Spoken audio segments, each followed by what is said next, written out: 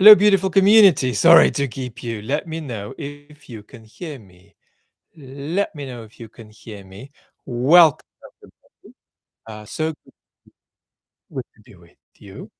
Let me know how it's going in terms of sound. Am I audible? Am I audible? Am I audible? Hello, everybody. Tell me about the sound. Can you hear me?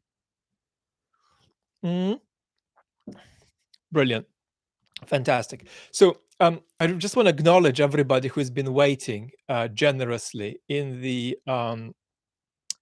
uh, whatever we call this, the waiting room of a live. And therefore, I'm not going to talk about anything except your questions today. So let me just go and pick out many of the questions that were just asked as you were kindly waiting for the live stream. So uh, let us go with Tatra Duck. Vlad, two questions that are interlinked. What's the difference between fascization and Stalinism, and how does Putin show his card here? And is he becoming a kind of Stalinist? It's very important that ideas you might often hear about how this regime is the continuation of the Soviet project by other means, the Putin regime, these ideas are, to use a technical term, silly. This regime is very differently organized to the communist regimes. This regime has a completely different ideology insofar as it has one at all. This regime constitutes a completely other kind of political project, and it has more in common with early Nazi Germany than it actually has with the communist period in the Soviet Union. Having said all of this, um, there are lighter and more substantive usages of the term fascism and fascization.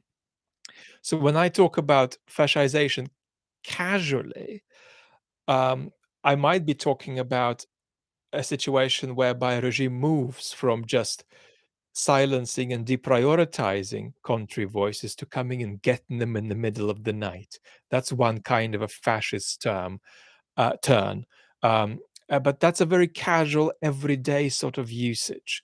Um, if we begin to explore more, if you like, sociologically and historically grounded usages of that term, we might begin talking about things like a unity between um, leader and people. And so when we explore the potential of the politicization, but on Putinist terms, of the Russian population that's currently mostly depoliticized, we are talking about a coming together between people and leader.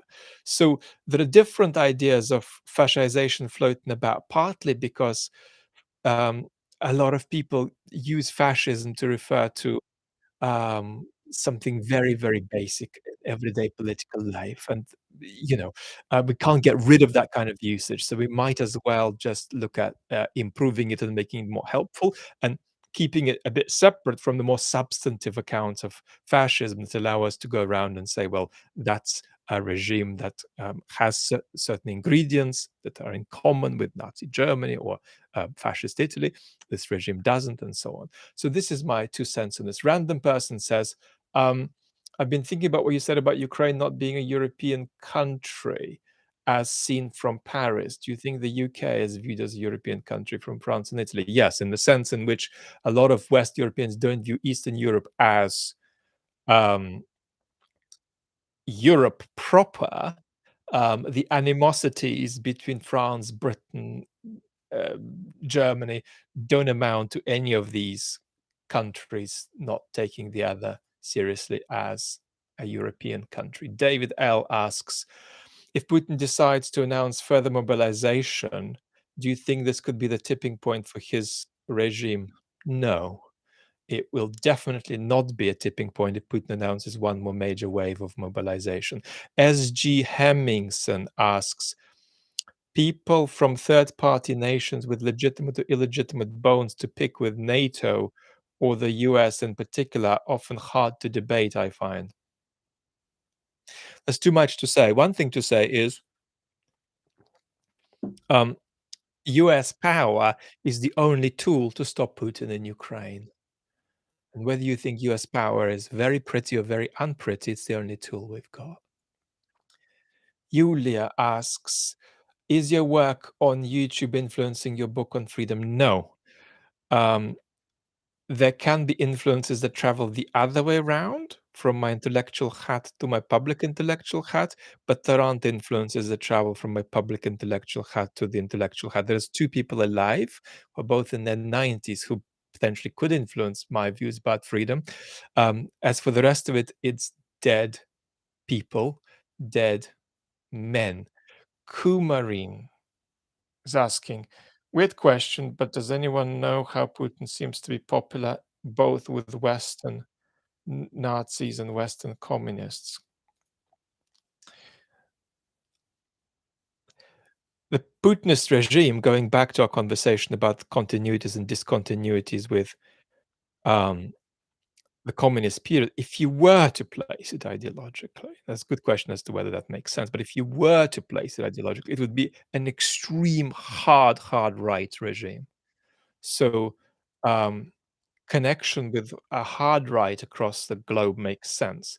In terms of the left, who are sort of who have there's elements on the hard left who sort of support the war or at least excuse it. Um, with them, I don't think it's that they approve of the Putin regime as much as they approve of its actions in Ukraine. Interestingly, cliffhanger. If Russians were to withdraw from Ukraine but still continue firing missiles, what could we do? Military question. I can't answer it beyond just saying we could arm Ukraine to defend itself and fire back. Yoko HH, Vlad, I'm 76. Um, and through my life, there's never really been a period where there's not been mistrust toward Russia. Will that be the same for the generation to come? It seems like Mr. Putin has ensured that that's the case for the generation to come, I'm afraid. Tomasz says, how to save democracy in Slovakia? Any advice? Well, first of all, you start by understanding what's local to your country and what are global forces of democratic degeneration. And then you understand that disinformation, which you mention, is a product of mistrust and various kinds of emotions of betrayal and so on. And then you watch out for um, further breakages of the democratic game. Let's try to take a few super things which we've missed. Um, Matthias asks, how could an expansion of the arm industry be solved politically in Western countries? Europe can think about how it goes without so much having to rely on the United States. There are also important conversations about how um, a way out of this problem is not going to be going back to February 2022 before the invasion. Right?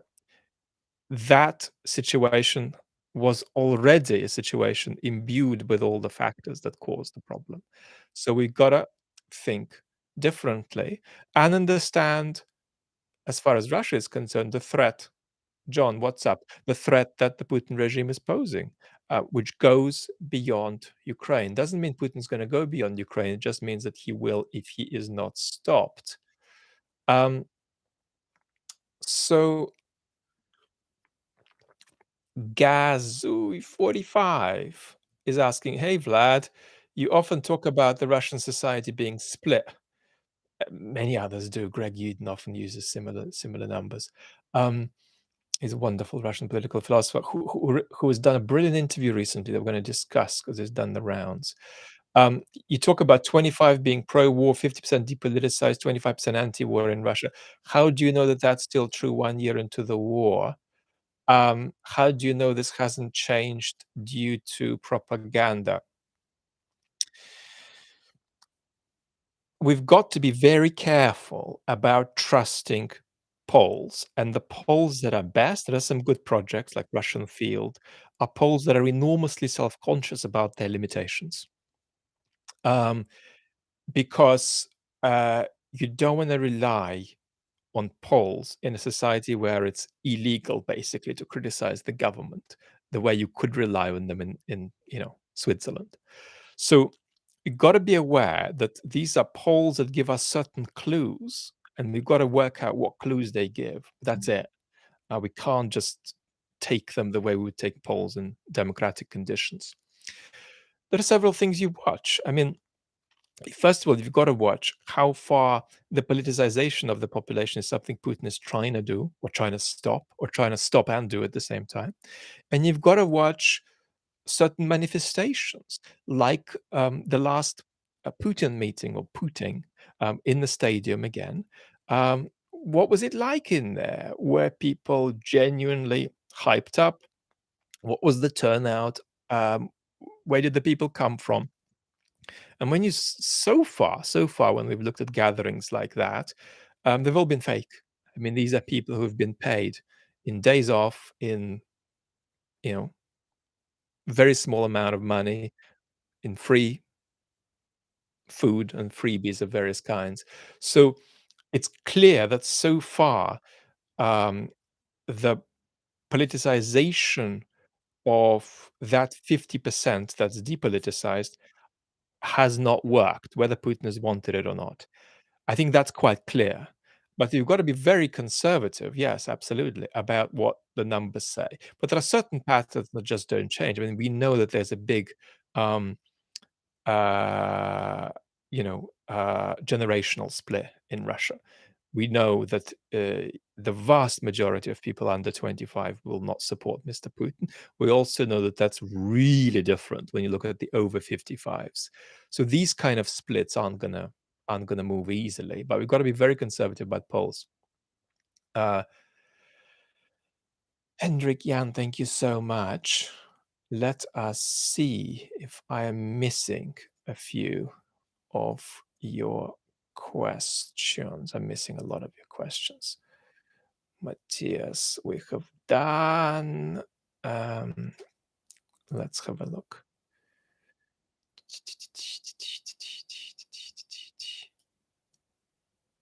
No, it's not possible for the Putin regime, Peter, to be the last of its type, sadly, because there are always going to be different types of autocracies. There's no tendentious guarantee that autocracy is going to be globally um, in decline. Vlad, what are your thoughts on corruption in Ukraine, where it was? And he's asking where it is, and is the war a source of increasing grassroots intolerance of it? It seems to me that it is. Um, and that's a good thing. And there are many factors why Mr. Zelensky's popularity was extraordinarily low before the war started, um, to do with his appointments, to do with his um, attitude to free speech, to do with his attitude to corruption. Um, so there are systemic problems, but the degree of intolerance to it is, it seems to me, uh, culturally on the rise. But you're always having a conversation about translating things from war conditions to hopefully peace conditions once Ukraine wins. But the trend on corruption in Ukraine, Rob, thank you so much. It seems to me is good. It's in the right direction. Vlad, you've spoken about pathologies. Israel is asking about of distrust, but what about pathologies of trustworthiness? The central way to um, well, that's not a pathology if people trust and their trust is healthy. But the central way to build trust between groups is to get these groups to connect and interact at a local level, right? If I am suspicious of another group that's sharing my society, nothing is healthier for me than to debate local speed limits with them in my local area. That's going to bring us together. And the social science research is very, very strong on this kind of local interaction, uh, uh, dissipating this sense of otherness and this sense of being betrayed and deprioritized vis-a-vis other groups. Um, Rocket Man is saying that he stumbled onto my channel from Crowd, who's done a good video on realism recently. Um, and by the way, guys, when I say that something is good, it doesn't mean that I agree. In philosophy, this is particularly extreme.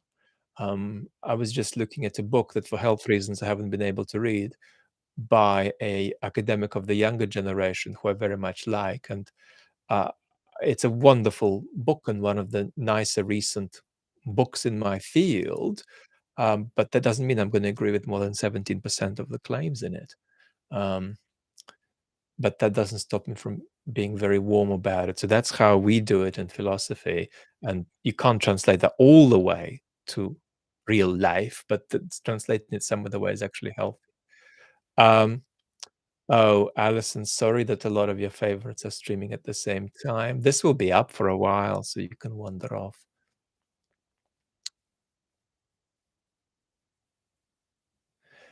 Dom is asking, what's your take on the idea of humanitarian intervention in principle?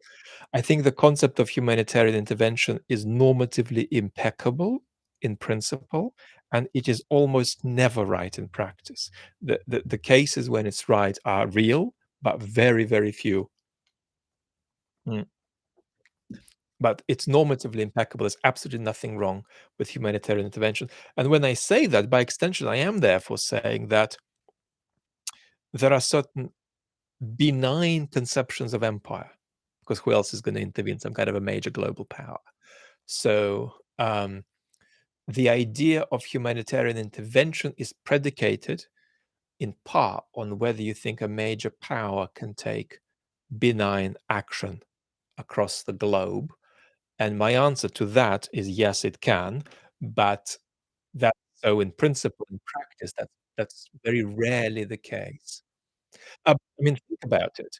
Um, we've got, in my opinion, an imperial projection of power by the United States in Ukraine, and it's only that's stopping a brutal invasion from Russia backed by genocidal rhetoric. And it's not a humanitarian intervention because it's in the strategic interests of the United States to do this. But if you regard the United States as an empire and you support its intervention in Ukraine, as I do, you are talking about a benign projection of imperial power, which doesn't say anything about whether the other projections of power in recent history uh, by that same state were benign or not. So it's normatively humanitarian intervention is normatively impeccable.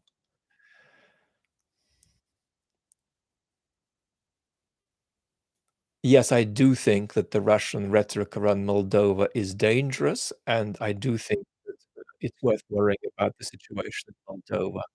John, good evening to you in Oz. Banana Joe, hi. Uh, Now I'm very behind in my scrolling around, so let's have a look.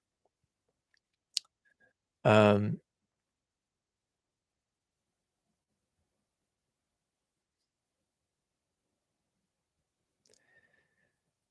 Dmitry is asking, I feel that your position of public intellectual is quite privileged in this regard. Oh, try to write everything you write in one go, otherwise I might miss it. Dmitry is saying, hello, Vlad. I heard your repeated argument to allow all kinds of questions on media, even dishonest or manipulative, to make discussing and refuting them possible. I feel that your position of public intellectual is quite privileged in this regard, and most people who are bombarded by such opinions suffer harm without any benefit. Am I wrong? Yes, you're wrong. Um, because if there's a real opinion out there, let's say the opinion of God knows who, Jeffrey Sachs. Yeah, many people think what Jeffrey Sachs thinks about this um, uh, situation, um, and you've got to ventilate it because an opinion out there in the culture ain't going to go away just because you close your eyes to it. It's still going to be. Moreover, it's going to be constituted of people who organize, people who vote. If you ignore them, they're going to vote and organize without you watching what they're doing, without you strategizing about how to respond to them. Um, so um, it seems to me that the only alternative is to just opt out of politics. Now, there's a difference between um, a question of what should be part of the reasonable discussion, right, in Canada, right, or in New Zealand about the war, and what should be part of reasonable discussion in Ukraine, right? There's a difference because it's very important in Ukraine that a lot of speech is mobilized to maximize Ukraine's victory and to maximize Western support for Ukraine. But obviously, if we asked all speech to be maximized like that, that would be a catastrophe, because that's just not how democratic discourse works. Um, Vlad, I've been naughty, Maxime is saying, according to your friend John Stuart Mill. I think John Stuart Mill was reminding us that it's important to engage with people whose opinions we find rather repulsive or disagreeable. Um, my friend is telling me more how rotten the West is and how much better Russia is. Um, Look, we've got to be honest here.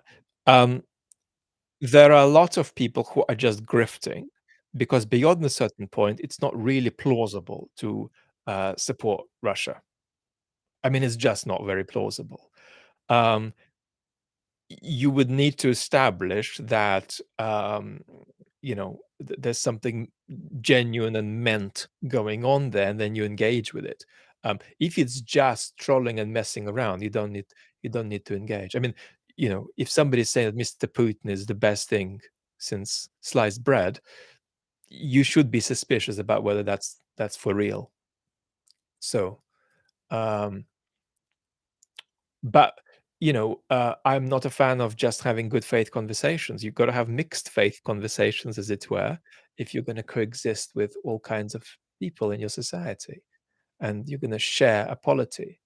Um, Thank you so much, Fuka. Um, Vlad, I'd love to stay for the stream, but due to time, you are an amazing support always. Lots of love back. Um,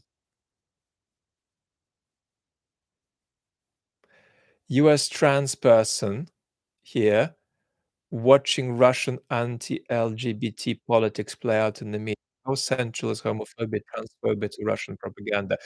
Um, it's a tool. That's it. It's a tool. Um, this Russian regime is not genuinely culturally conservative, right? It's not.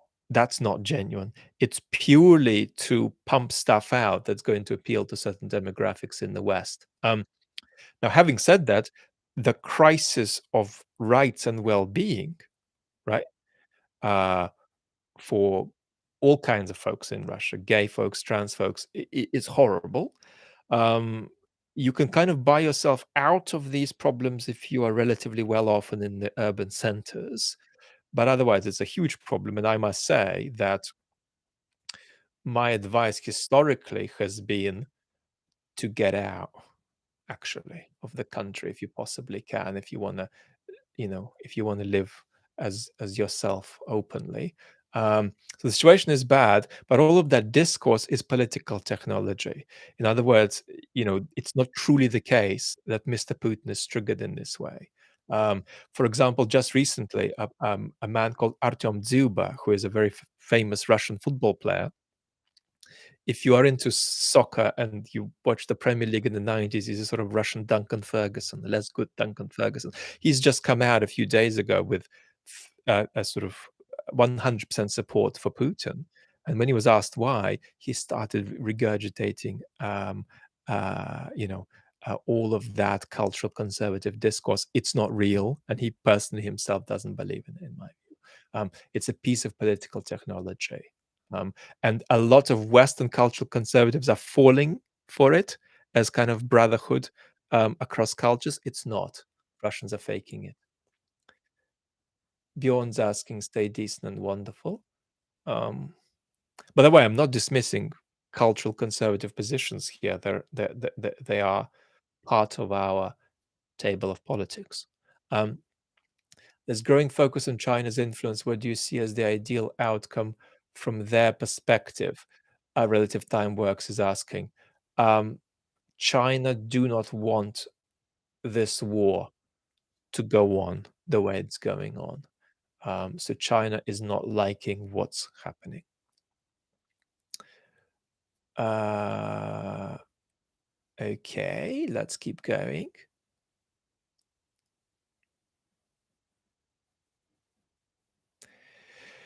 Dmitry is asking that I envision multi-language content in the future. Yes, I do, but it's far into the future. My health has not been good, unfortunately, recently, and I've been amazed by the limited amount I've been able to share as a result. But health, better health, predicated on better health, and on much more of an evolution of the community, um, there could be possibilities to have a couple of channels in other languages. I'm not a big fan of subtitling videos. YouTube does not like that. Um, so some people are doing it well and getting away with it because they're huge, like Maxim Katz. But basically, the way I speak to you, I am speaking to Czechs and Portuguese and Canadians. I'm not speaking to Russians. I'm not speaking to Ukrainians, indeed. So uh, you would do things in a very, very different way. I mean, the idea that I'd make the video that I made about why Russian people are apathetic, um, the idea that I'd make the same video if I were addressing Russians is absurd. Everything would be completely differently framed. It would be framed to engage Russians, to motivate them. That's not my job. That's not what I am doing. What I'm fundamentally doing is engaging mostly with Western citizens, which for me includes Eastern Europe, around how to liberate them into better quality normative thought about their societies. Not perspective, I don't want anybody to share my perspective, but into a better quality normative thought, better imagination about how to stop things getting worse and to make things get better. And in fact, to make sense of things in a hopeful way. So I would have to change so much about what I do. My videos would be a kind of curiosity rendered in Russian, but they would not be properly tailored. They're just not properly tailored to Russians. They're not they're not designed that way. Any advice to the Russian opposition inside Russia? There isn't much Russian opposition inside Russia. Um, the advice is the advice that Greg Yudin gave, that the anti-Putin Russians inside Russia should be loving and supportive and interact with the anti-Putin Russians outside Russia, and it should go in both directions. Thomas, thank you so much. But unity is the message of the day for the Russian opposition. Unity through conflict, through healthy conflict, but unity, not squabbling. Vlad, in real terms, what does a post-Russia victory world look like as opposed to a post-Ukraine victory? I think things are not going well for Russia, thankfully. So that's not where we're staring at the moment. But a post-Russia victory world looks basically like a world in which Putin has been allowed to bite something off, keep it, digest it, and then bite something else off, and then bite something else off, and eventually reach a stage where the West feels that Eastern Europe is sort of Putin's terrain of influence. And then, over and above that, for the West to be comfortable to do this, it would need to have very different political leadership. So basically, we're talking about Mr. Putin being allowed to little by little start recreating the Warsaw Pact, and the West having several Viktor Orbáns in power. Viktor Orban in power in the United States, Viktor Orban in power in France, and in the UK.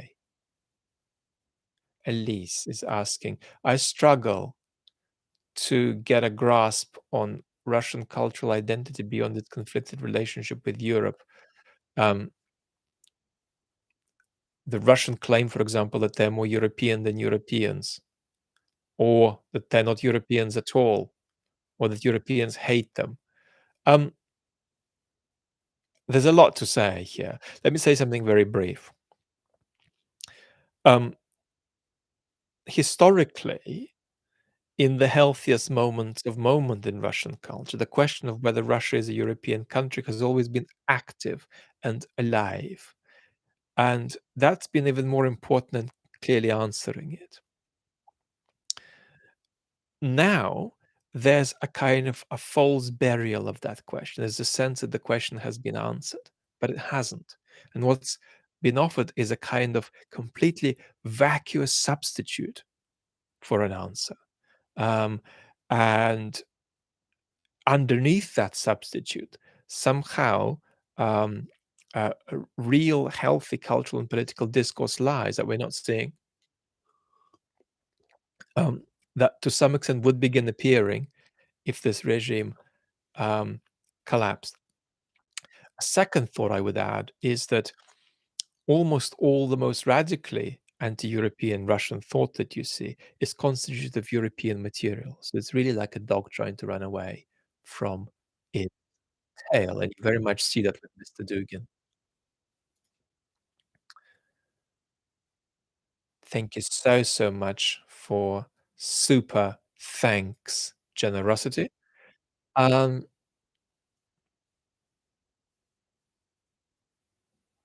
that Putin thing is really like Peter the Great. Um,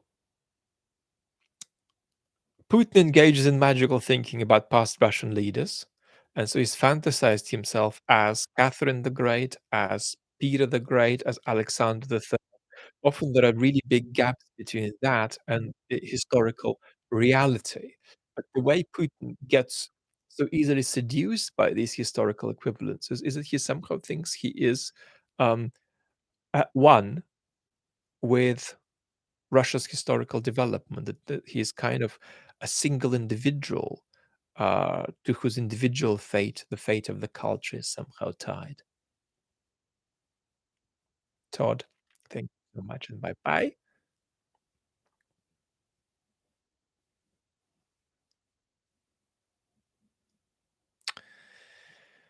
Ukraine, Gilles is asking about Russian language in Ukraine. Um, Ukraine needs to work out these issues about, you know, who speaks Ukrainian, who speaks Russian, and what's acceptable. Um, What I will say is that Russia does not have ownership over the Russian language. You're not necessarily Russian just because you speak the Russian language as one of your preferred languages. Are there two Putins? If you are seeing Putin at a real event, um, with a little bit of a close up, that's always the same Putin. So all that stuff that you hear sometimes from other YouTubers about whether it's the same Putin, you can confidently conclude that it is. So at these public events that you're seeing with big crowds, is that the real Putin? Yes, it's the real Putin.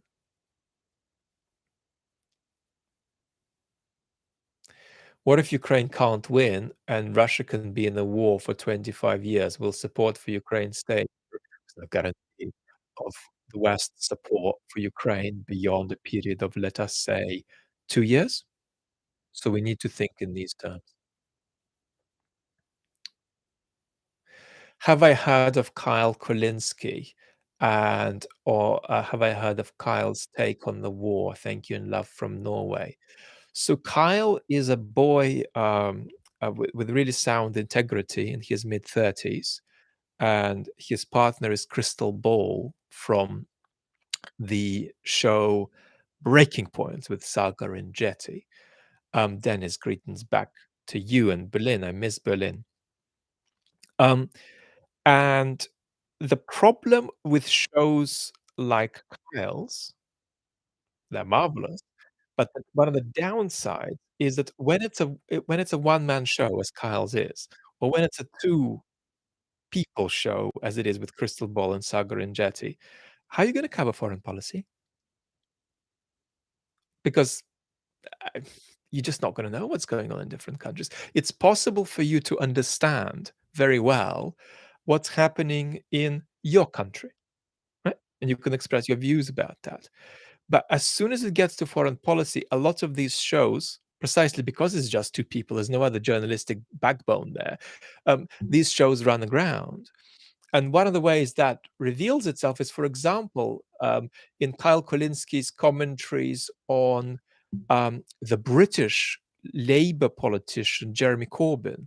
Kyle's commentaries are often based on the idea that if you like Bernie Sanders, you're going to like Jeremy Corbyn. I'm not inviting you to like Bernie Sanders or Jeremy Corbyn, but I'm saying, what's the logical consistency there or absence of? And the truth is, Jeremy Corbyn is nothing like Bernie Sanders. It's consistent to adore Bernie Sanders and despise Jeremy Corbyn, right? A completely different phenomenon. But to Kyle from a distance, they look the same, right? And what happens with the Ukraine war is that Kyle doesn't have access to a solid understanding of Kremlin plans, Kremlin motivations. So he's just simply doing his best to piece together um, what's best. Um, and that's the problem. So that's the inherent problem with these. You can be a foreign policy buff, but you're not going to be a foreign policy buff on every country in the world. But there are events in different countries in the world. So foreign policy is always a problem for political analysis show, for one person, two person, three-person political analysis shows on YouTube. And that's all that's going on with Kyle. That's why Kyle is more in favor of negotiations, for example, than perhaps he would be if he understood the Kremlin motivations better. Hope that helps. Um, but ethically, Kyle has integrity. So even if you disagree with everything he thinks, Kyle has sound integrity. Um, Fourth Jude. Hello. Robert is asking, Vlad, do you agree the Ukraine war will end either with the West's betrayal of Ukraine or the fall of the Putin regime? Um, the war will end with the fall of the Putin regime in the sense that the Putin regime will not stop this war. The Putin regime can have a break from this war, but the Putin regime will never stop this war. And I want to align this very, very clearly for you. Um, in my analysis. Um, I think that it's difficult to understand, and that's why I've not made a single argument for this, but I've tried to build up a big picture across many, many videos that make compelling the story that this regime is now wedded to this war, which means it can run out of capacity, it can take a break, and so on. But uh, an escalatory conflict against the West is something that this regime cannot buy itself out of. It cannot do that. So here I'd put the two together. Um, it depends on what you mean by Western betrayal of Ukraine. If you mean the West losing its commitment to the independence of Ukraine, that's not going to happen in the next year and a half or 2 years. Um, Beyond that, we don't know. Bill is asking, can philosophers, psychologists, and economists unite to address the social fear of being left behind? In the USA, the far right has attracted the alienated rural population. In Europe, much of the urban working class. So I think that this crisis of trust goes across the board, I'm afraid. It's not that there are citizens who are in a good place and they're making great decisions about who to vote for. And then there are other citizens who are completely delusional. It's not as simple as that. I think that there's a crisis of trust that goes across the board. Um, what philosophers and psychologists can do, and economists, is give the culture resources for understanding what's wrong and how it can come out of it. What are mechanisms of democratic regeneration? But of course, it's not these experts themselves that should necessarily lead this conversation, but they should give resources to the culture about how to get out of this mess and how to work on things like reestablishing the um, civic identity of citizens, the sense citizens have that they belong not just to this or that group, but that they belong to a kind of political unity of all cultures. Do you think Putin's legacy gamble will ultimately pay off? Chris Expat is asking. No, Putin's project is going to inevitably fail because it is an imperial project that has nothing to offer. And you can see why everybody around Russia's borders try to run away from it now. In the same way, it will not be able to sustain itself in Russia. It is partly at war with the Russian population, this project, right? And it's partly just dramatically failing to meet the needs of the Russian population too. Therefore, um, it's not going to sustain itself. Imperial projects that sustain themselves are projects that could be cruel, could be nasty, but they have things to offer. Russia is not offering anything, and that's why it's um, what we're seeing is an imperial project in its death throes. And the only question is how does it end and what comes after? But there is no question that the Putinist project survives, and there's no question that that's going to happen. In the medium term, and it's going to reconstitute itself in some kind of healthy form. No, it's a downward spiral, and there is no chance that Putin will go down well. Um, as far as the analysis of future historians and we don't want to predict this too far ahead, but basically, uh, Putin has engaged Russia beyond all the catastrophe we've seen in Ukraine in a kind of political self-immolation.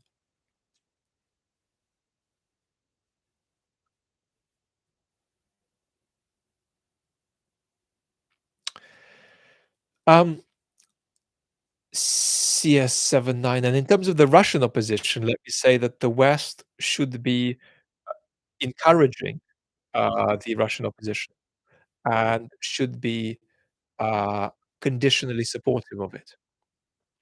Um, but if you're talking about Russian opposition within Russia, then that's very difficult. It's up to Russians to do this.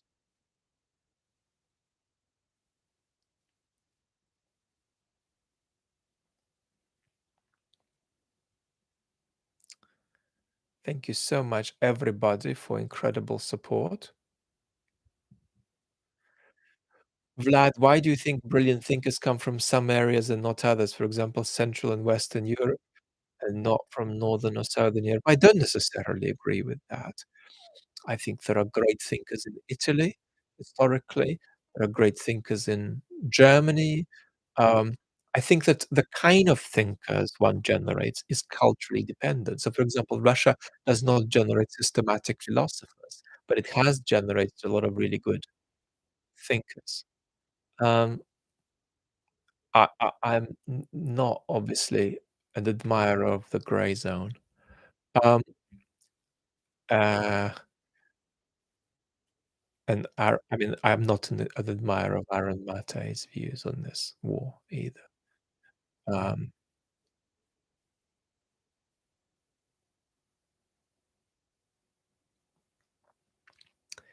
could Russia stomach being a junior partner? Look, after the Putin regime, we're gonna have to reckon with whatever happens next in Russia, and we're gonna have to uh, deal with it. It's not gonna disappear. Russia is not gonna transfer itself magically into being beautiful ocean.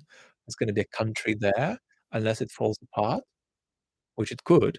Um, but at the moment, that's still less likely, perhaps, um, than not. And we're gonna have to deal with whatever is there, and whatever is there is gonna be, um, you know, a state with its own security demands, and we're gonna have to negotiate with them. It's unreal to think otherwise. There's gonna be something there, and we're gonna have to reckon with it, and we're gonna have to also make sure that it doesn't continue invading people.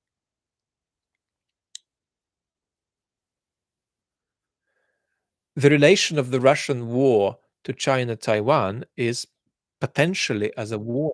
What can go wrong when you do the kind of adventure Mr. Putin has done?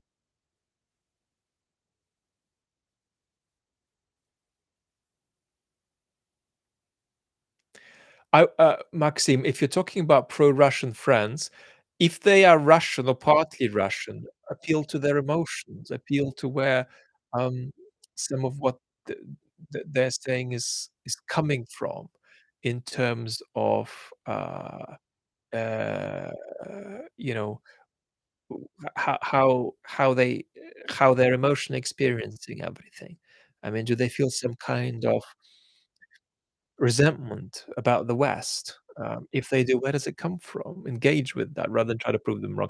Proving people wrong on the spot with the best argument against them can impress bystanders, but it doesn't impress the people you're trying to persuade. But it's not always a good idea to debate someone. Sometimes it's fruitless. You can't do it.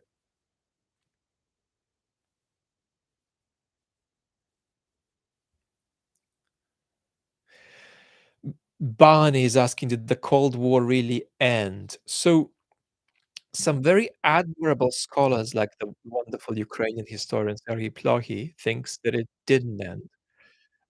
It's I think maybe even Kotkin thinks it didn't end. I think it did end. Um, and I think what we've got now is very different to what was coming out of the Soviet Union. And I think that there were very significant opportunities for alternate paths in between. And I think it's more constructive to think of the Cold War as ending. But I'm always receptive to new arguments about how framing it the other way helps. Should Russian athletes compete in major sporting competitions?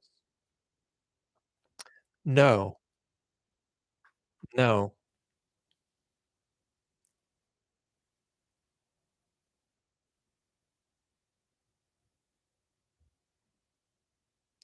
And in Russia, there are, big connections between the state and um, something like the national football team. Um, you could have a different conversation about individuals without representing themselves without the Russian flag and so on. But the crude answer is, in my view, no. Mel, thank you.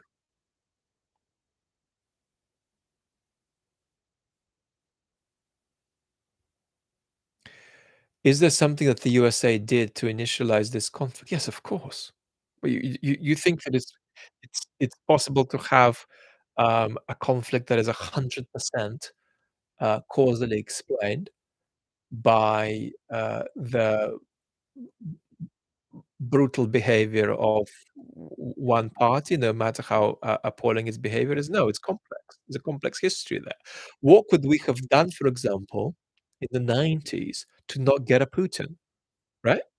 There's plenty of questions. How could we have handled NATO expansion differently? What if we, for example, did a NATO expansion in one swoop? Right?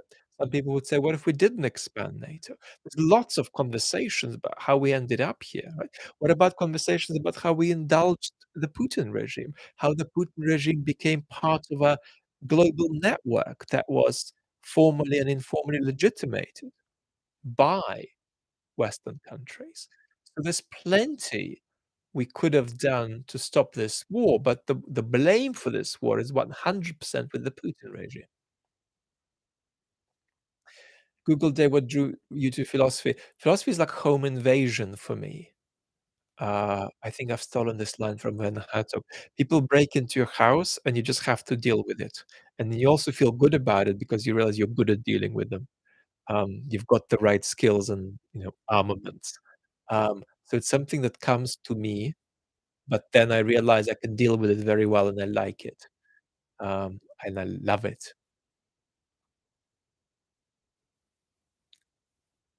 Col Colin Marcus, I'm so sorry. I don't know the article, and I really apologize that I can't answer your question.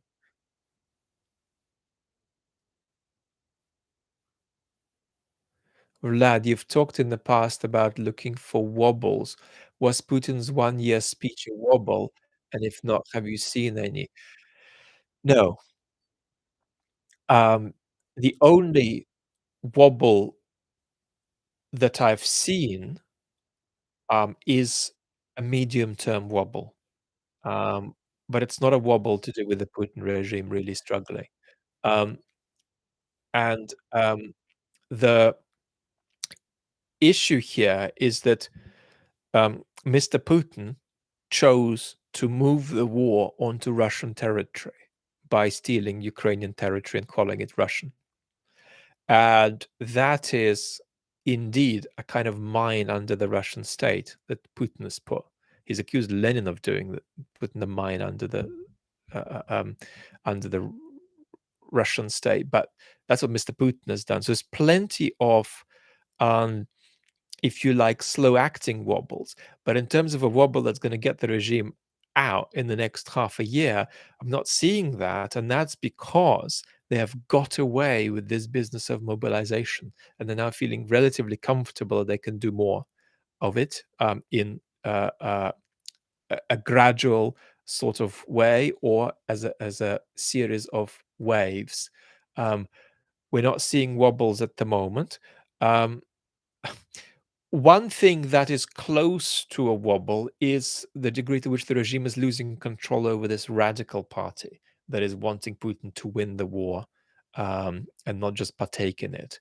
And Putin is going to have to be responsive in unpredictable ways to that party that has its own support, has its own demographic over the year ahead.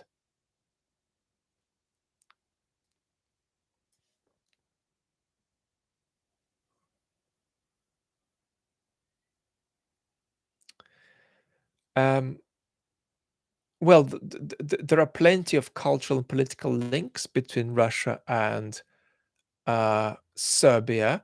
I'm not sure what kind of comment you're hoping for on that from me.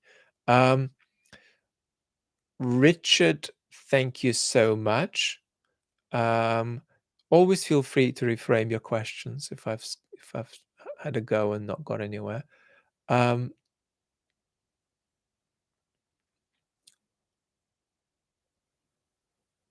any idea what happened in Bryansk? Well, we have some idea of what happened there, but I think that um, I'm going to withhold before we know more. We may not know more, um, and say that whatever happened there is obviously going to favor the Putin regime. Um, when something like that happens, it's always worth asking whether the regime is behind it. I'm not saying that it is, but it's always worth asking. And you know, it will be informative how the regime responds. So Putin's having a Security Council meeting, and it may well be that he announces um, martial law in more territories of the Russian Federation as a result. So we're gonna need to see. Um, there are many ways in which Europe can help building a post-war Ukraine. One of them is that Europe can talk about itself to itself better and understand how Eastern Europe and Western Europe relate. Understand what Europe uh, is gonna have as a long-term stance toward Russia. Understand how Europe thinks of all of the alliances that are around that Ukraine may or may not join. It needs to be a story that goes beyond just making sure the Russians don't invade plus investment. It needs to be um, a conversation about what kind of political project Europe is and how it relates to Ukraine. And Ukrainians are feeling quite lost about this. Actually, that are saying, "Well, what's your picture of what we should be doing after? What are you going to welcome us into or not welcome us into? What do you want? What do you want us to be, and do we want to be that?" Ukrainians are feeling very lost about that. They're feeling a real lack of communication about this. Um,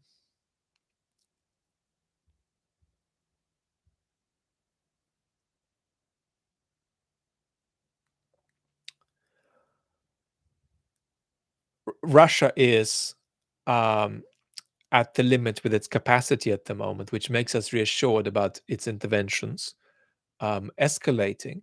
But we need to keep watching the situation in Moldova closely, it seems to me. What a Russian collapse could solve, it depends what kind of collapse you're talking about. Collapse of its invasion of Ukraine. Um,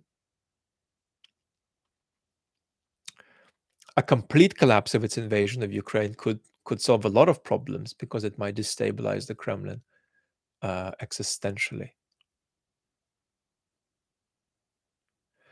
Am I heard and seen in Russian? Not really. A little bit, but not really.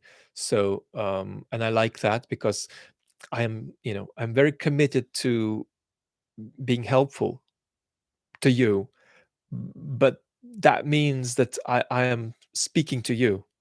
It would be a very different framing if I began to speak to Russians. I don't think that's where my contribution lies.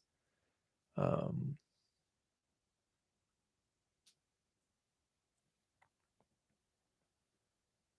it'll be very difficult, Larry, for Russia to recover. Um, but what I think is promising is that if you just get rid of this regime, there is a generational gap. I mean, this is a regime of people who are to a certain extent stuck in the past by the standards of what's actually going on in Russian culture. There's so much pathologically off with that political identity of the Russian population, but nevertheless, it's not the case that this regime represents them. It's obviously not the case. Um, if this regime evaporates, if the court system begins working properly, if Russians are feeling less hemmed in and freer to improvise, um, then we're going to have the beginning of a conversation about how things go. And absolutely central to that conversation is going to be a conversation about federalism and Russia decentralizing, so that Moscow does not tell regions who is going to run them, right? Um, doesn't tell them how they're going to live, doesn't tell them how who their governor is going to be, and unless that happens, um, there's going to be a drift toward breakup of the country. Vlad, what are your thoughts about the European Union and the possible future European Federation? I'm a pro EU Eurosceptic.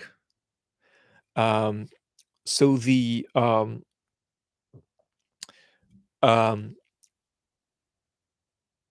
leading British public intellectual John Gray voted Brexit, and he voted Brexit because he thought the European Union was a sinking ship. But it seems to me that while there are lots of sort of stylistic reasons why John voted that way, stylistic in the sense it's continuous with his public messaging, there is a certain sense in which he jumped off into a very slowly sinking boat, off a very slowly sinking boat that wasn't going to sink anytime soon, into a dinghy that was far more dangerous and far more precarious than the boat he jumped off. Um, so I am supportive of the European Union.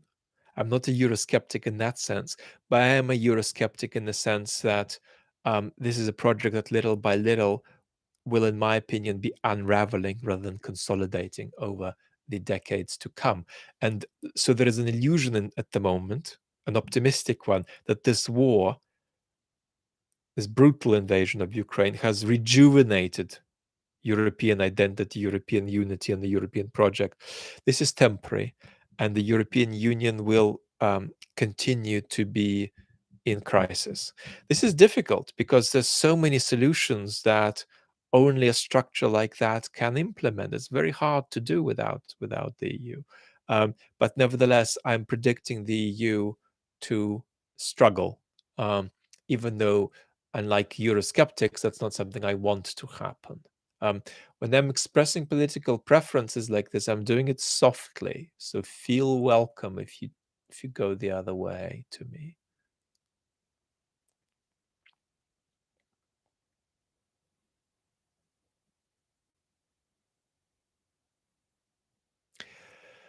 Liam North, you're asking me about people I partly know about, like Scott Ritter. I think my answer is no. I don't see. Um, I don't see good stuff there, and obviously, I don't see a good direction of analysis there.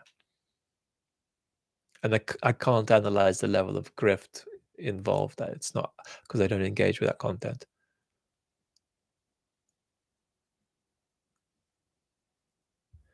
No, it's not. The European Union will dissolve, and Hekos is not the geopolitical equivalent of Nintendo is doomed.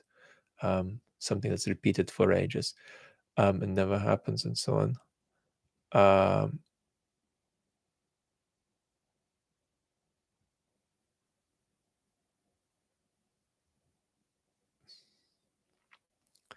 Maxime is asking, will the people in the West identify more with Western values after this? So there are two stories here. One is that the West will be rejuvenated by the war. Um, the other is that the war is just going to be a bump and it's temporary. And my view is very clear. And part of the reason I've created my channel is because my view is very clear about this. It's going to be a bump. And we're not going to have a consolidation of Western values, which is why we're going to need to have very serious conversations. For goodness sake, how do we keep our democracies? How do we keep, France and Germany from drifting toward becoming Hungary? So this is a very, very important question to not get nauseatingly optimistic about. This is not a magical reconsolidation of European values. In fact, there's even a chance that the patterns that were there pre-war will be halted, but then will accelerate even more after the war, including in a scenario in which the war ends very, very positively for Ukraine, where the Russians experience an even more catastrophic defeat than seems to be on the cards at the moment. I do believe in engaging with grifters. I do. So that wasn't my comment. Wasn't about engaging with grifters being bad. It was just that I can't engage with everything out there. Uh, Somebody's saying they've put a super chat question, and I've missed it. If I've missed your super chat, um, I'm going to search for it now. But if it's disappeared, then leave a question underneath this stream with a question mark in the comments. Maybe add the word super chat to that question, and I'll answer you directly. Bike Man is saying, is there any way for the West to awaken the Russian population? No, there's absolutely no way to awaken the Russian population to the truth about this war because they're not asleep about that. They are all too awake to it on the whole, but they're in denial about it. So it's not that they don't know what's going on, it's that they can't face what's going on because facing it would mean realizing that their relationship with thinking about their country and their relationship with politics has ended in disaster. So the more truth you tell them about what's going on in Ukraine, the less they're going to be able to take it on, actually. What you're looking for is a situation where they're persuaded that there is a different future available to them and that they can take action to bring it about. That's what's going to get change in Russia. But this is not an informational problem. Vanessa, thank you so much. This is not an informational problem. Now, let me search for a potential super thanks that I missed.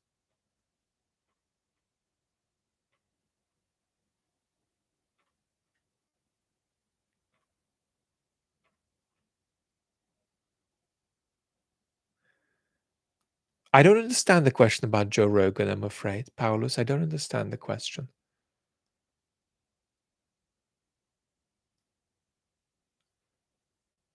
Deeper Garden. Vlad, you've talked about the past. Okay, we've got that. We've done that. Um,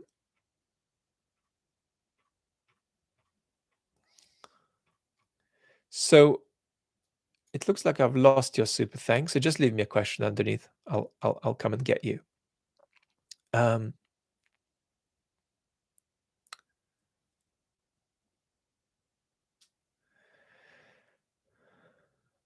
how do you counter people who say, "Look, it's the cost of living crisis. Why should we support Ukraine?" National interest.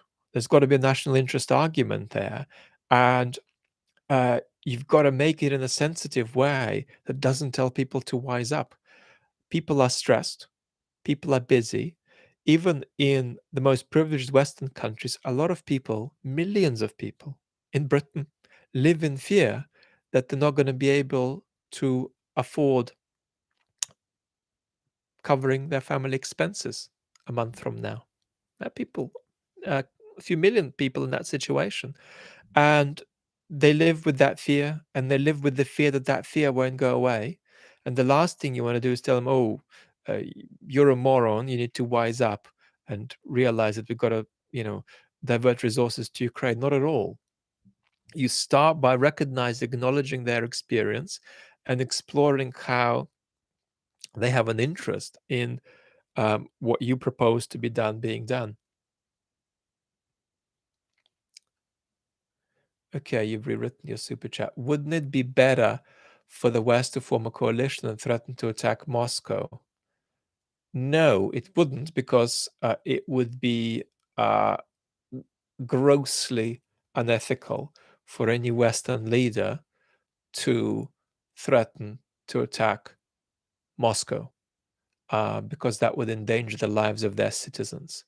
Um, the leader of any Western country is above all responsible for the safety of their citizens, and they will not do that. That is just democratically impossible. Um, Nobody could, in fact, remain in office after doing that. It would not go down well, and it would dramatically tilt populations away from supporting Ukraine. Um, it's tempting, but the problem is that you've got a nuclear power there, and we're stuck with that. There's nothing you can do. So it's really a hypothetical question about what would be the case if Russia were not a nuclear power. Um,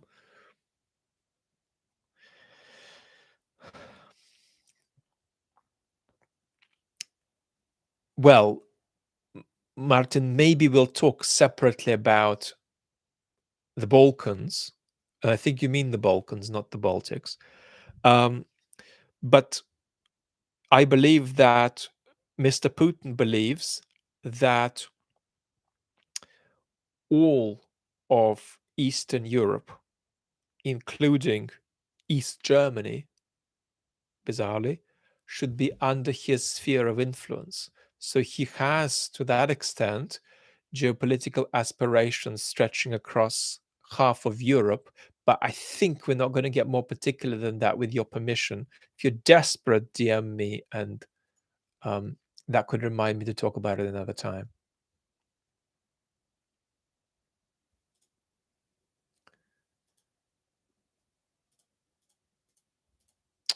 Very grateful for all of your love and participation.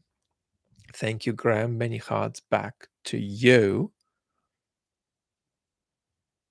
Yeah, the West is engaging in controlled escalation. That's absolutely right.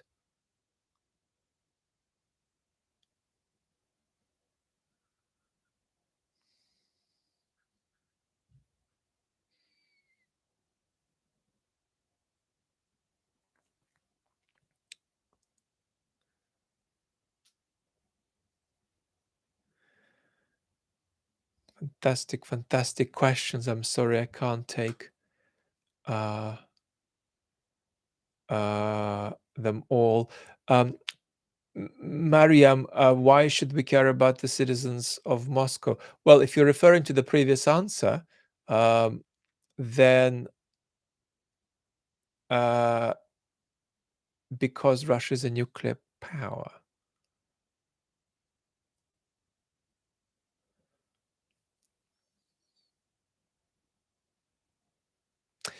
Henrik, Vlad, what you get out of these chats? Community.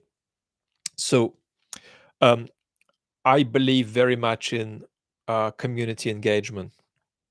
And when you engage with the community, you've got to be very sensitive to the fact that the community is like a set of circles. And it's very important to engage with the different circles in the community. So I'll give you an example. I spent a lot of time putting together a video for the main channel, not that much time, but a lot of time by my standards, because I have only 2-3 hours of work time per day. Um, and that last video on the main channel is for the inner core of the community because it's so dense, it's a little bit overly philosophical, and it's really rapid. And so I did that video knowing that it would be something I'm sort of serving to that inner core of the community. But I now know that the next video I make could also be like that, but I can't make 5 videos in a row because I will not be attending to all of the community. So there are these different layers. So it's like people go to a particular restaurant and they want to eat everything there, but then other people just go there to have a particular dessert and 2 special main courses they like, and so on. So you've got to do this engagement. And the reason this matters is because um, you cannot model exploration, right, without a sense of community, in my view. It's only when there is a sense of community, that there is an ongoing conversation that you feel you're having with me, that I believe I can make my contribution to you, which is not to tell you to think what I think, it's to give you some extra possibilities to feel happier about how you think for yourself, to liberate you, to be um, sometimes more penetrating, sometimes just more hopeful about where your own thought about the world, about your society takes you. And it seems to me that, the right way, at least for me to do it, is via this sense of community. And this is why there is the chat channel, because the chat channel doesn't grow anything. The chat channel is just me speaking to this roughly the same number of people over and over and over and over again. The main channel sometimes brings in new people. So for me, epistemic exploration and community are connected. And the way this whole project of mine works is that I don't believe in epistemic exploration outside of a framework of community. And that means that I couldn't do what I'm doing if I put all of my resources into making um, relatively infrequent but well produced videos on the main channel that maximally grow the community, but that community would be thinner, right? So that's a bit of an answer.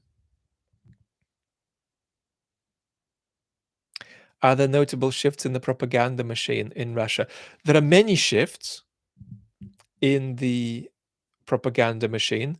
Some of them are to do with letting go of the denazification discourse and just directing the denazification story at the whole West, as though the whole West was some kind of a Nazi threat to Russia. But you're not asking about that. You're talking about change in the propaganda machine during the Medvedev presidency.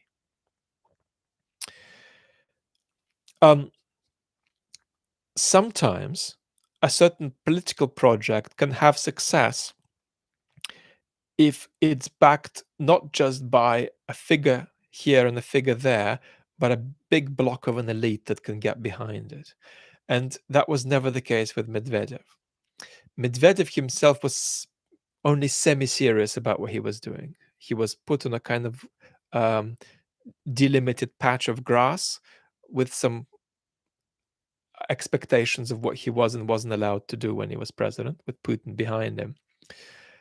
But he was fantasizing about autonomy, sure, but for that he needed to be much more dogged and grounded and heavyweight than he was, and he needed to have some of the elite behind him. So basically, that didn't happen. So how serious was the sort of reset in propagandistic discourse under Medvedev? I would say closer to being not serious, closer to being a facade. But was there some substance to it? Yes, there was.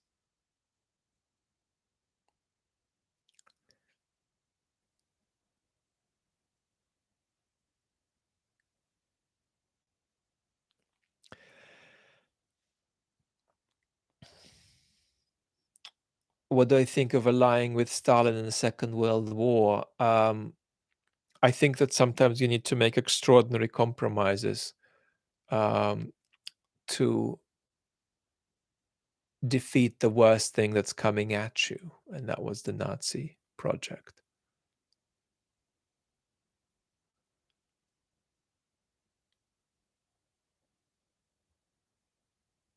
No, there's no risk in which Johan, there is no risk to, you're asking, has the Russian propaganda in its evolution um, about whatever it's evolved on? So it's evolved on the whole West now being supposedly Nazi.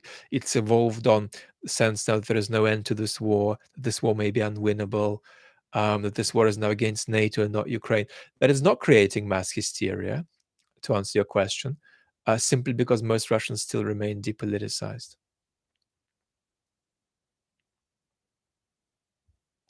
What would you say to people that think that you are lax on Russian people's responsibility in Ukraine? Um,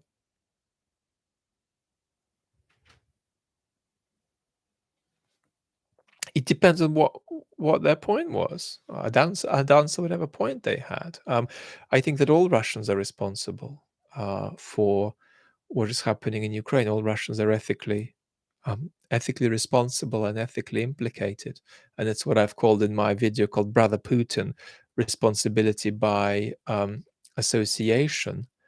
Um, so that's what I would say. I doubt that that objection would look really good once it was properly answered. I'm afraid to say. Um, Kak said, "Thank you." So Nida, that was your question. Um, I mean, Nida, the other aspect is how do you get the Russian people to move? And that's not something I was talking about. And then there'd be a question: well, is pushing their responsibility to them what will get them to move, or is something else what will get them to move? The answer is there's something else that'll get them to move. Um, but I wasn't even talking about that. I was just talking about ethical responsibility, and I was saying they are ethically responsible for what's going on, and that includes Russians who are for and against the war. All Russian citizens certainly are ethically responsible. But as I say, that's too generic. If there's a specific point, I'm delighted to answer.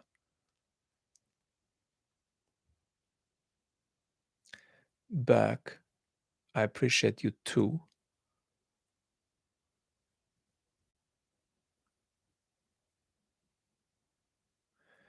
Vanessa, thank you so much.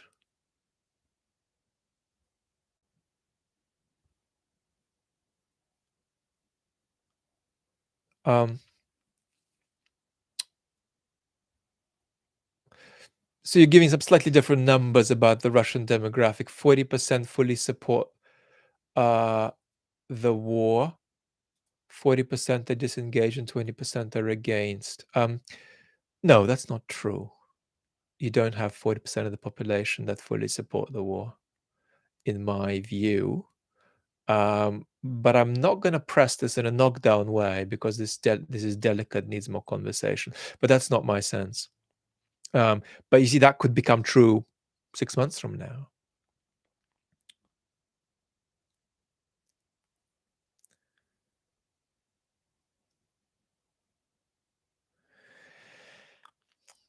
Oh Google, I can't answer that question properly. Why do popular science books have a dig in philosophy? I think there is a tendency in our culture to think that some philosophical questions can be answered by science as long as we give science another couple of hundred years to answer them.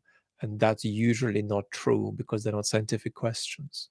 So it's not an objection to science that it can't answer them. How much further Orange Panther is asking along in Russia can totalitarianism go? Is China more than Russia at this point? Yes, it is. It can go all the way. I mean, it can go to Nazi Germany levels. It's just not looking like that's where it's going at the moment. But it certainly still remains a threat.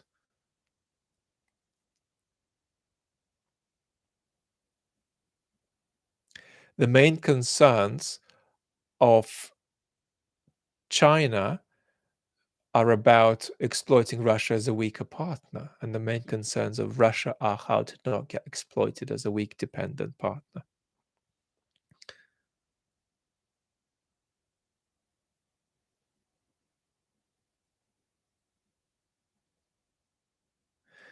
Richard is asking if Putin died tomorrow, who would take over as the next real holder of power? The prime minister would be supposed to, but in such a fluid regime, it's unclear exactly what would happen. And there could be a kind of rule by committee with several folks from the Security Council, as it were, gaining power and trying to broker between themselves what on earth to do next.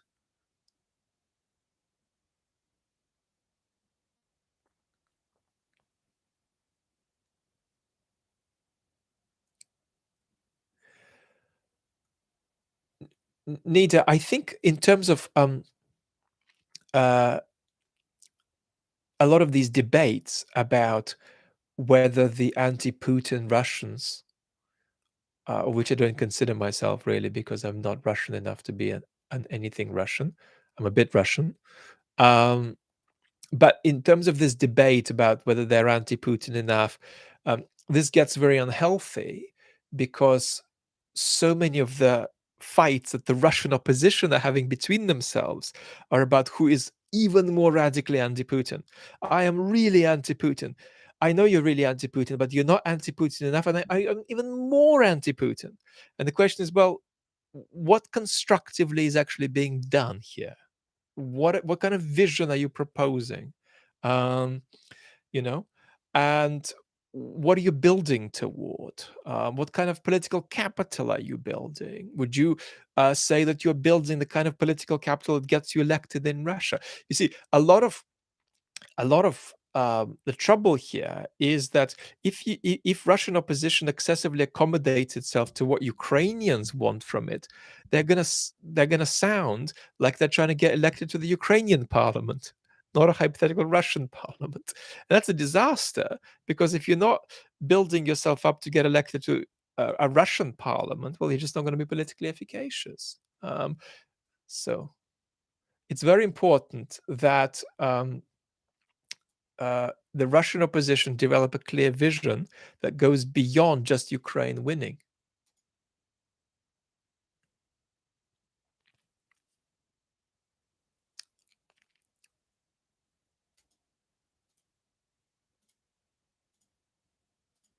But in terms of responsibility, I do think that it's a moral catastrophe. The depoliticization in Russia is a moral catastrophe, and all of the depoliticized people are ethically responsible for the brutal war. Um, and it's even more poignant to point out that they're not oblivious to it.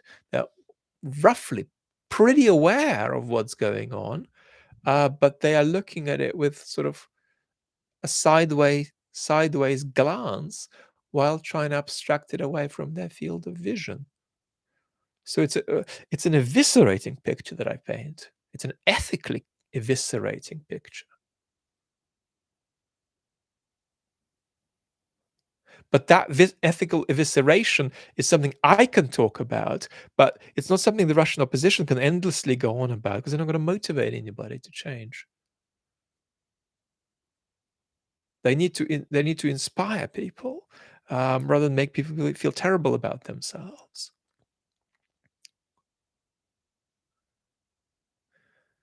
Vlad, I am new to political philosophy. Could you recommend readings? Yes, I promise.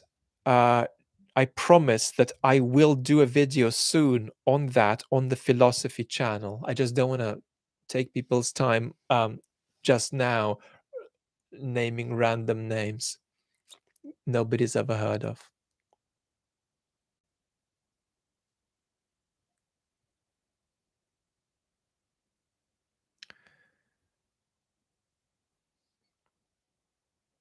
What I mean by depoliticization is um, the experience that you're going to get on with your private life, but you're going to outsource politics to the people who are running your country. And you're not going to think about it. I can say more in the future.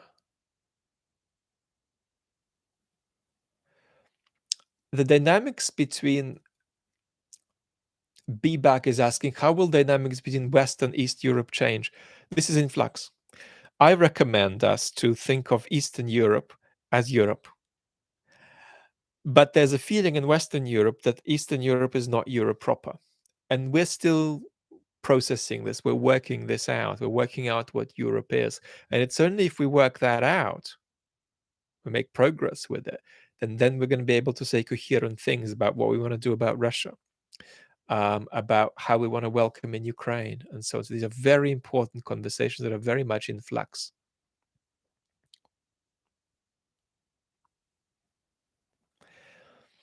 Is there anything that can happen on the field of battle in Ukraine that would cause the Russian Federation to wobble?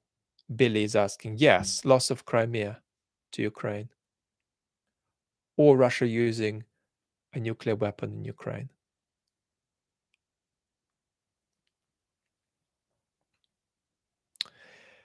Ioannis, could you see Vlad a fully democratic and changed Russia?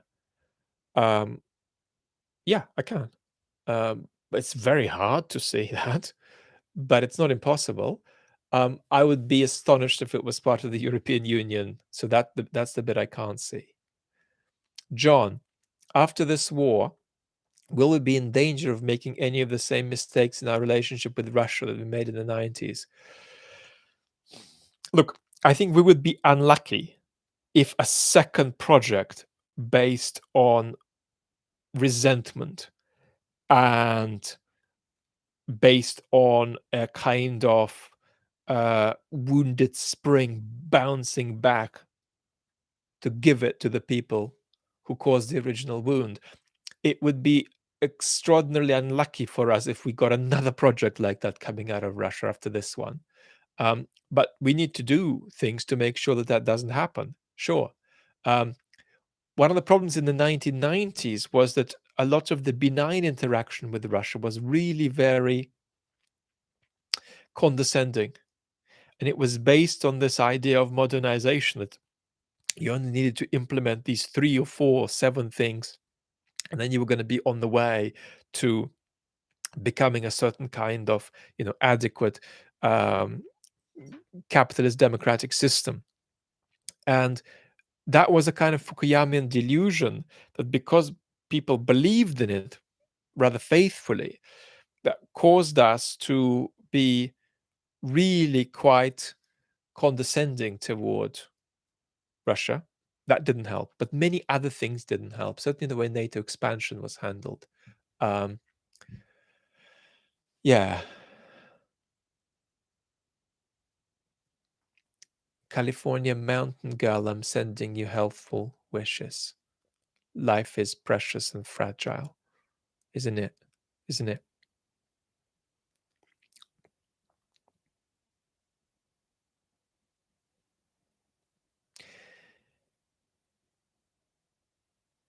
Uh, Mariam is asking, how can we ensure the partition of the Russian Federation? You can't.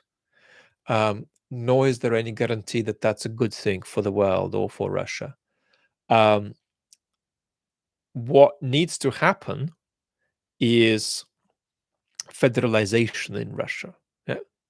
Genuine decentralization of power. And if that doesn't work, you're going to see this sort of tremblings of disintegration. Um, so the disintegration of Russia is not something to do normative dancing about, right? There's a lot of that, and it's understandable because Ukrainians don't want Russia to be a threat again. But in actual concrete political terms, it's nonsense. There is no normative question there that's primary. The first question is it going to happen? And how is it going to happen? And what factors are going to cause it to happen? So you see, it's something that we're going to face or not face. And as we are facing it, right, we're going to need to figure out how we deal with it. How do we respond? And how do we keep the world safe through it?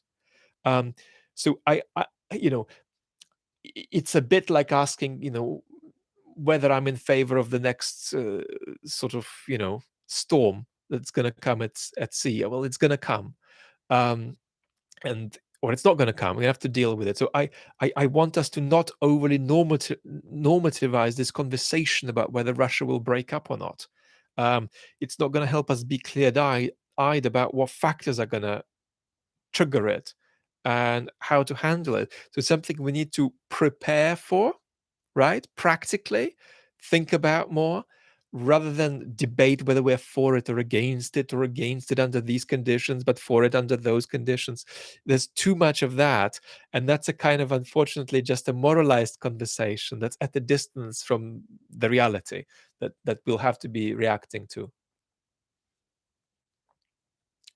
Are we still falling into a mere chimerist view whereby other countries, equally important countries, security and foreign policies, are subservient to Russia?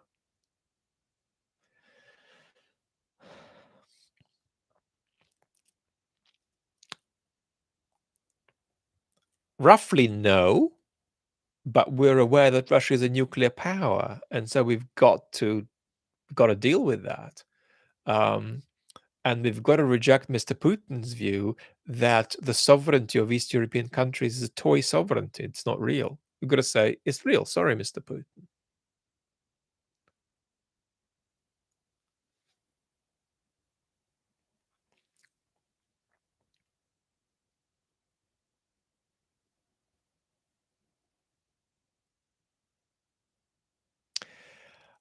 I think that um, there's irreversible fed upness around Russia's borders with this imperial project because it is so destructive and it is so devoid of a horizon that makes constructive sense to anyone.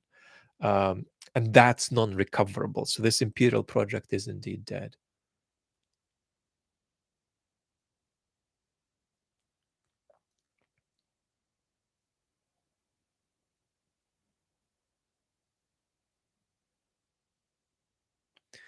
Mark Fisher, there's no doubt in my mind that Russia will break up. Well, you're delusional if there's no doubt in your mind, because even the advocates of that breakup, and analysts with great historical knowledge about how it might happen have doubt.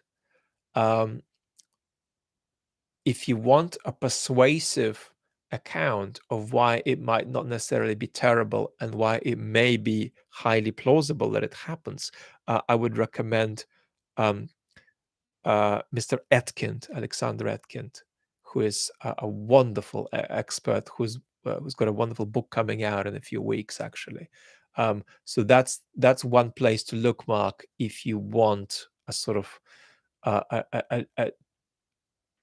a perspective that's sympathetic to the direction where you're going in, but you are overshooting at the moment.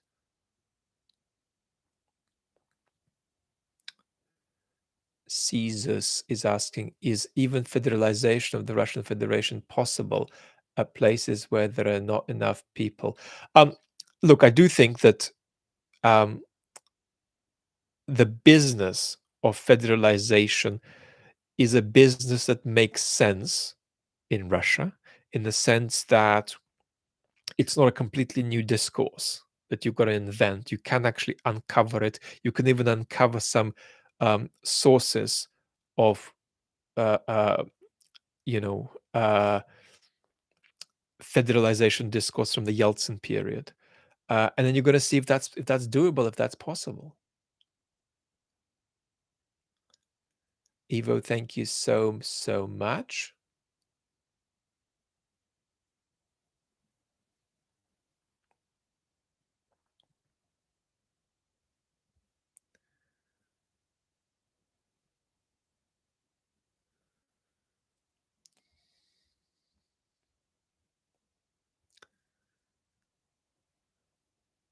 Ken, Ukrainian drones can pretty much reach Moscow already. Um, but what the West is not open to at this stage is giving Ukraine weapons to strike Moscow.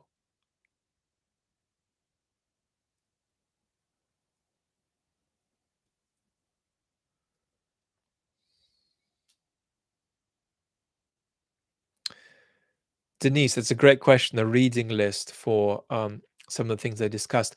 The real problem we've got here with that request is sending love and gratitude back to you all. The problem we've got with that is that academic research on Russia's misbehavior toward Ukraine is still largely stuck in sort of 2014, 2015, 2016 because the academic research moves so slowly.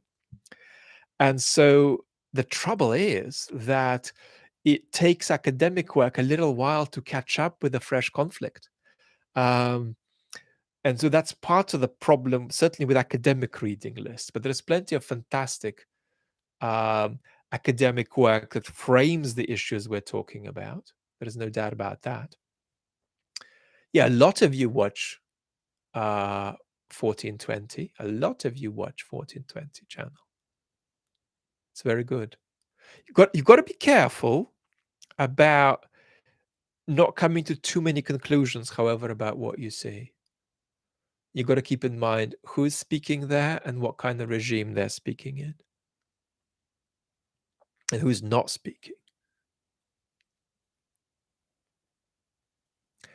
I don't have strategies to engage with the fog of war, except that if the Ukrainians and the Russians are saying the same thing is true, then it's definitely likely to be true. I don't want to interview Putin.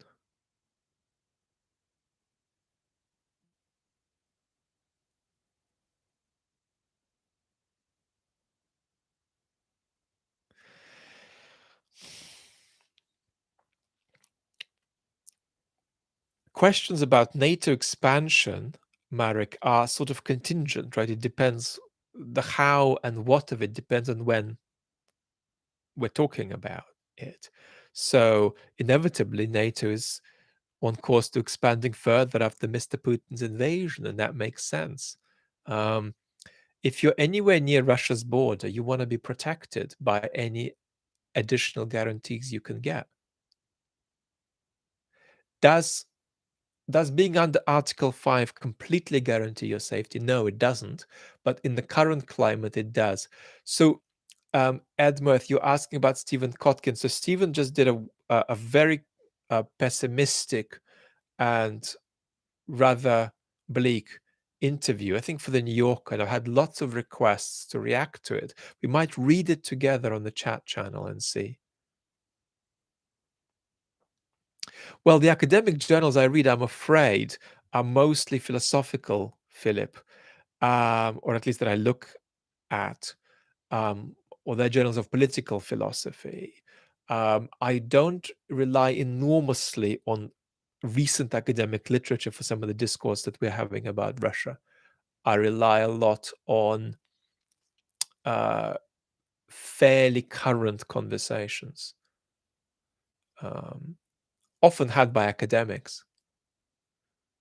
But there is this problem of the academy being behind always because it needs uh, to go through its processes and checks and procedures.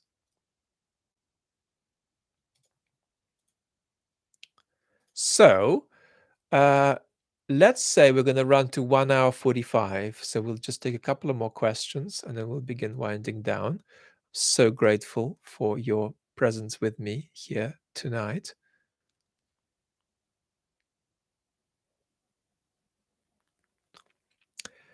What's my take on Russian propaganda being sort of aired by good anti-Russian platforms, um, so that we can see it?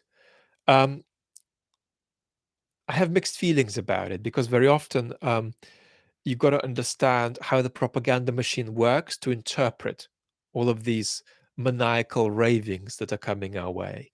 And I think one of the things that's often missed, for instance, is the autonomy of the propaganda machine. I think a lot of people watching who don't know much about this crisis might just think, well, if the propagandists are saying it, that's because the Kremlin's telling them to. And that's not how it works.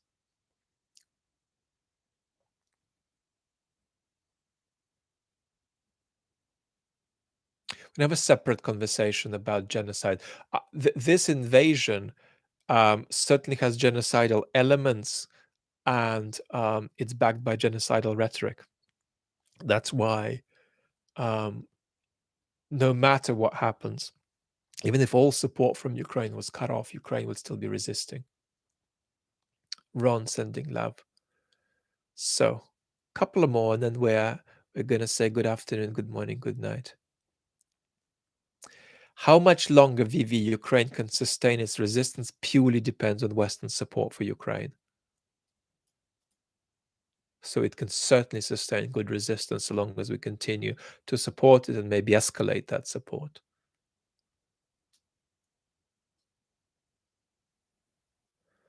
Um, a lot of the things, Martin, that Mr. Putin thinks, he thinks sincerely, which is why I would not be that fascinated by having a conversation with him. It's quite transparent what he thinks, and it's quite transparent what his project is.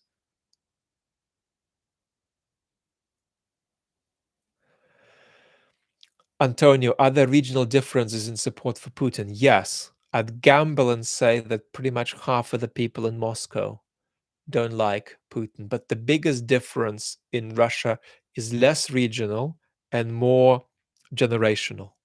So what you're talking about is Russians who are under 25 support Putin in fewer numbers.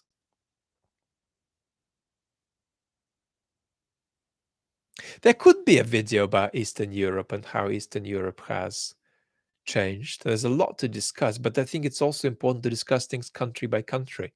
Because while there are patterns, there's different things going on in Poland, different things going on in Czechia, different things going on in Hungary. Philip, we're gonna talk about genocide, and I'm gonna try to give a political definition. Meow dog, thank you so much.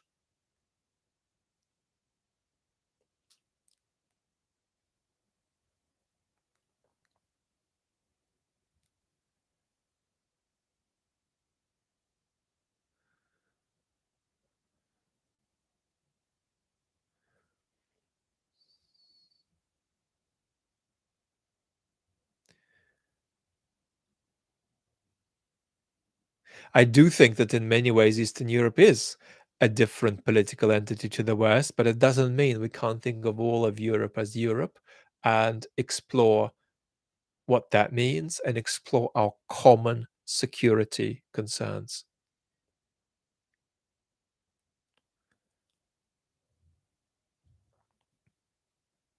Putin's concerned about being a junior partner to China. So, last question from E. So no more super thanks, please, because we're gonna close out. Um, how can we be sure